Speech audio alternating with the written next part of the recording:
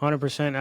Mhm. Another thing that's missing in today's society is honesty, man. We're so afraid of hurting people's feelings that we don't say the truth anymore. You know what I mean? And I think that's Mhm. the most one of the most inconsiderate things you can do is Mhm. not be honest with people, because you're not doing them a you're doing them a disservice by lying to them, by being nice and being like, no, I think no, tell them the truth. They're not good enough. But the good news is you can become good enough. You know what I mean? If you put in Yeah, the work.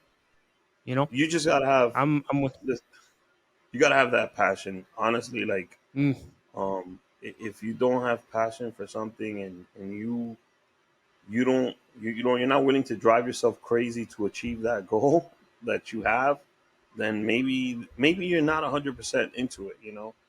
Um, mm. and the self belief also has to match the passion.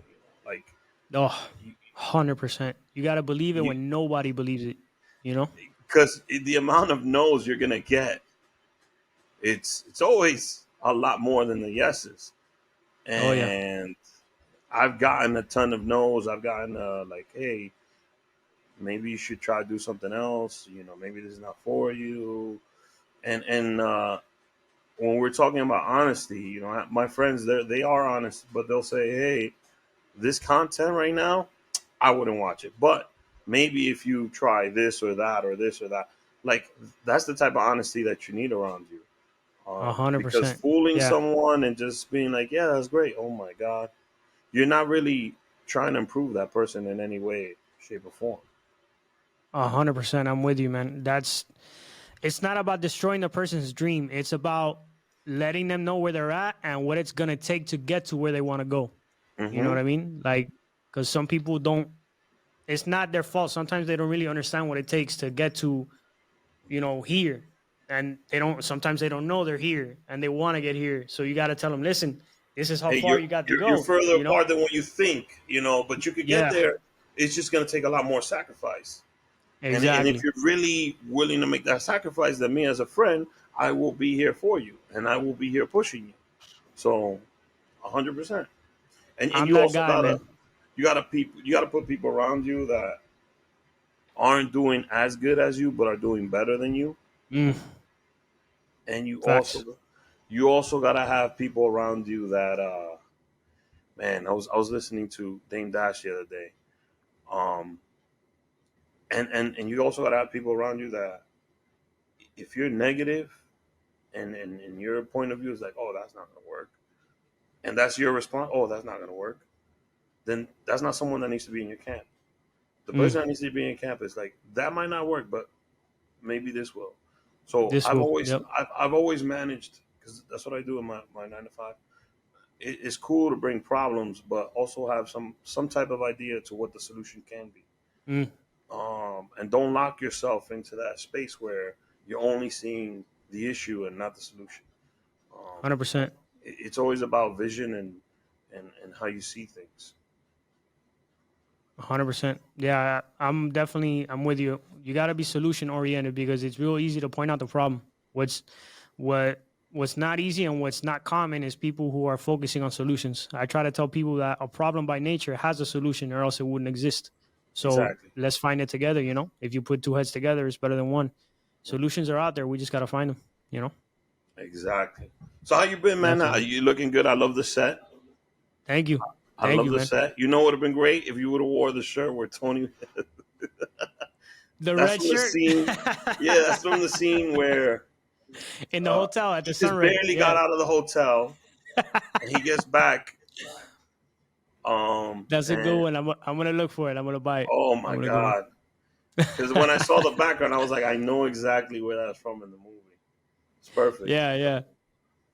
Let's So see I'm it for like, like I do a Halloween episode and I get a bunch of wackos in here and we all dress up like I'm Tony and one's Manny and one's Frank and one's Elvira. Frank, that's right. Frank's trying to see if Tony's alive at that point. He gets shot in the Yeah, arm and he shows up. And that's yeah, where yeah. And this is that's the where he's like, background in the dealer. yeah. Yeah. And he's like, you know what? This at that's the point where Tony was like, you know what? You really ain't fit to lead Mm. at this point, and I think that I should just take matters into my own hands. Uh, 100%. and I want to thank you because I used to watch the movie and enjoy it. Now I watch the movie and I break it down just like you do. Like it's it's interesting because you watch the movie from a different set of eyes. You don't watch it Oh from yeah, a drug dealer that's killing his boss at that point. yeah.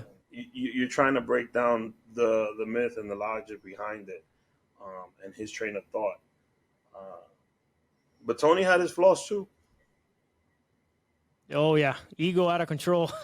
Yeah. Ego on steroids, man. That's I appreciate that, man. That brings warmth to my heart. That's what I want people to understand, that you can find inspiration in anything. For me, Mhm. I watched that movie as a kid, and I saw so many positive things. And it's funny that we're bringing it full circle because my main quote that I got from the movie is "Every dog has his day," Mhm. and it was it's funny because when we did your interview, I had told you what I thought about that. What I had said was, Mhm. every dog has his day, meaning it's, now it's your turn. Bah, it's over. Yeah. And then I remember what you said, and what you said I loved. You said no, but also it's the dog, like the underdog, like it's Mhm. my turn. You know what I mean? So yeah, I That's how I love that viewed it at that film. point. Yeah, definitely, definitely. And I let me tell you, because I'm writing another book that has to do with the movie. It's more of a manual than it is the lessons I learned from it. It's more like the rule book. This was more like a memoir of like the things I learned and how I applied them as a kid. And then now I'm coming out with the actual manual, like the rules, like the Scarface laws. So every time I go back and I watch the movie through a different perspective, I learn something new. And that's just being, like I said, you can find inspiration in anything, in absolutely anything. And I think as long as we stay open minded as humans, that spark and that that like little moment of knowing what's possible Mhm. is in all of us. It's just a matter of staying open minded. Yeah, and also like I don't think people were blessed with the gift. I mean, what the way you see the movie is a gift, believe it or not, because Thank you. you're only seeing that for this particular film. Right, right. I'm 100% correct. If we pop another tape in, or well, these days we don't pop tapes in anymore. We just stream it. If we put another film on, Right. you'll see, because simple-minded people see things in the surface. Oh yeah. Intellectual people dig deeper into what it is and what the meaning is, and that lets me know, when you sent me the book and when we went over it on the show, um, that lets me know that that's a gift that Nelson has. Nelson doesn't see things the way other people do, and some people might say, "Hey, that's I don't think that's a gift," but to me, it is, because it's a unique perspective, and perspective is something that we need in this world, because you need to see things from different lenses in order to relate to everybody, because not everybody's going to have the same opinion on things. Mm. So, uh, I have a friend. They have a podcast where they watch films and then they critique it. They've ruined some movies for me. You know, So don't watch it. Let me guess. The name of this podcast is called Spoiler Alert. no, no, no, no, no. It ruined it in the sense where some movies that I've watched as a child, they sit back and they watch it from the perspective of adults. Mm, I'm gonna give you an example. Ace Ventura, right? Funny movie, people okay. love it, right?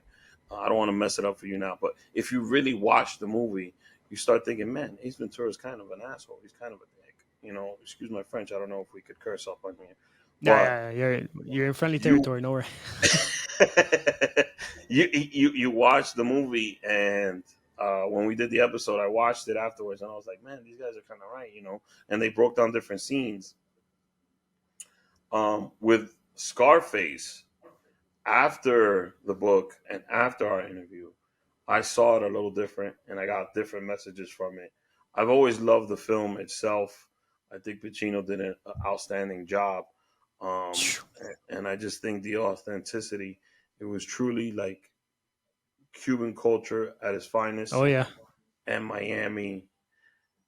All, and I think Brian De Palma did an amazing bro. job I'm with the getting film. chills, man. Like, yeah, man. It's we don't get showcased like that very often. And for an Italian to do that, to really Hmm. buy into our culture. And even the way he spoke Spanish in that one scene when they were up in New York putting the bomb under the car, Yeah. you couldn't. You a Cuban thought he was cute. You know what I mean? If you didn't know who Al Pacino was, you would think he was Cuban. He I, did an immaculate job, man. Immaculate, even the immaculate. scene where Manolo's telling him, "Hey, we gotta ice somebody here in the camp," and he's like, Mm. "Revenga," and he's like, "Revenga, coño, man, I know that name." So just the Right? way Pacino you flip that, and Yeah. like beautifully. You know how we talk in Spanish. Well, I'm Dominican, but But right. we talk with a little bit of a. It's more of a like a song where Right. Cubans are the same way. Like it's kind of a rhythm of the way we speak, and he Mm. just hit it on the perfect notes on that. Coño, man, I know that name, just like that. Perfect. There's other It scenes too came out where, so natural, you know, mhm. like so boom. Oh, it's And then amazing. You just know, his face, you could kind of feel like he's thinking back, like, damn, where do I know this name from? mm, So that's the powerful thing about Pacino. Like, they say acting is when you can let the audience into what's going on inside your mind, but just with your expressions on your oh face, yeah, and yeah. that's how you could tell there's a great actor in the film. Super dope. Yeah, and it's funny that we're talking about this. The 40-year anniversary of Scarface is in December. Oh, really? Yeah, it came out 40 Wow. years ago this December, and they're actually doing. I'm probably gonna end up going. They're doing a special event with Al Pacino in the Fountain Blue here in Miami Beach. So Hmm. I've I been in might the end up Fountain going to Blues. that because yeah. It's that's something special, 40-year anniversary. And think Yeah. about this, the movie's been out 40 years. And I remember last year they finally let it air on Netflix and it was top 10 for the whole I don't know how long. And the movie was 40 years old. You know what I mean? How prevalent is a film in culture to where it's 40 years old and people are still watching it and still, consuming it at that rate? It's crazy. It's crazy. It's one of those films that so I used to collect VHSs and DVDs, and those are one of the ones that you have to have in that collection. And Yeah. I could watch it, maybe like 2 or 3 times a day if I have to, or Yeah. it's something I could pop in every night and watch. That Goodfellas, The Godfather, all three of them. Yeah, the classics, Casino, you already Carlito's know. Way, Yeah. Casino, Heat. Um, Yeah. Yo, that scene when Pacino and De Niro are in the cafeteria. Oh man. What? this That's a uh, a friend of mine, Harry Spears, he does a beautiful bit um, I've seen about it. that Yeah, he on does his a bit stand on super crazy how good he does it. Crazy. and he says how epic that scene is to him, like, and what it meant to him, and that's why he does the bit, and he does it just like he mimics them very well, De Niro and Pacino, but just Oh that yeah. play on each other, like, so in that scene they realize how alike they are, you know, Yeah. and it's kind of like I respect you, but at the end of the day, at the bottom line, I have to put you away, basically. But yeah, it's one Yeah. of those films. No, that he's like, if I gotta decide between some dude that you're gonna turn into a widow, brother, you going down. Yeah, There's a flip side to that coin, you know what I I mean? know. Yeah, Yeah. that right there, Yo, killed it, man. Killed it, and killed and it. Yeah, those basically, yeah, are I'm the same dude. I have this. I know exactly what you need to do, and I know. I just want to let you know I would do the same thing, and that's basically what they're telling each other in that scene. It's fantastic. right. Film. Right, yeah. That's another classic. And to be real, that's a underrated film because it's it's well known and it's acclimated and everything, but Mhm. that's it, they say Godfather Part Two and everything, and that's probably one of the greatest films of all time. But Heat, it has to be up there because They it's never not the actually typical. in part two. I think Heat was the first time they were working on the Right, on film screen together. Yeah, together, yeah. on screen, on set. Because when they did Right. The Godfather 2, they filmed the scenes in Italy and Sicily apart, and that's where De Niro was in the film. And then Pacino, because it's like one of those films that goes back and forth. So they never Yeah. really shared the screen together. But in Heat, that was the first time, and I think they've done The Righteous Kill, and then they've done a couple more after